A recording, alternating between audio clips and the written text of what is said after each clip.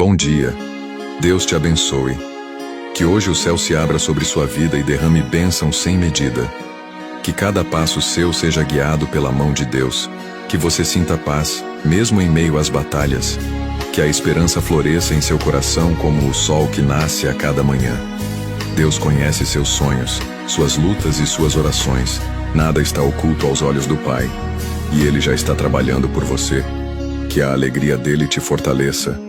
E a fé seja o seu combustível. Não desanime. Deus nunca chega atrasado. Onde houver dor, que Ele leve consolo. Onde houver dúvidas, que Ele traga direção.